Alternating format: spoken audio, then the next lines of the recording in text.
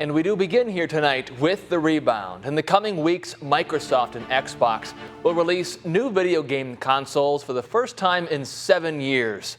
The demand right now could not be higher. Gaming has flourished during the pandemic. And as Dan Grossman shows us, it's due to a new generation of gamers. Back in 1975, my car was in the shop. It was a Saturday. Perhaps you're wondering why in a story about video games. The one that went viral, yeah. Am I laughing with a 67-year-old Navy war veteran about his time in the service? After 15 minutes of loading the disc tape in, Simple. I got to play the game and I never looked back. Okay, here we go. Chicken dinner, baby. Chicken. It's what got him here. I like games like that where they test your mental ability. Did I say you can come in my house? You didn't knock on the door. Known simply by his online alias Grandpa Gaming, this is video of him in action.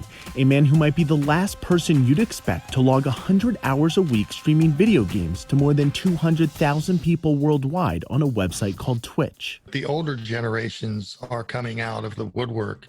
And it's an audience that has rapidly grown since March. My Twitch notifications, the statements say, "Oh, your followers have increased 200%."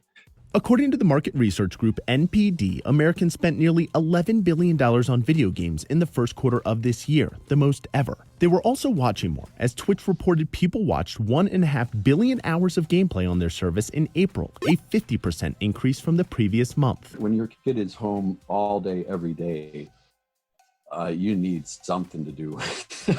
To Iowa State psychology professor Doug Gentile, the why is pretty straightforward, but the reasons behind it connect to something inherently embedded within each of us. For example, there's a theory of human motivation called self-determination theory, and it says that humans have an ABC of basic needs. A, autonomy. We like to be in control. B, belonging. We want to feel connected.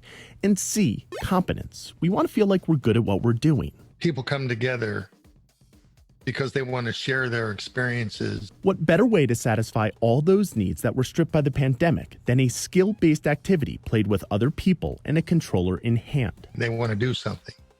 And this is a way of fulfilling that need. To Grandpa, it fills another need as he makes money off of what he does. This is the million-dollar question. What's going to happen? I think the first people to cash in on $1 million are going to be the gaming industry.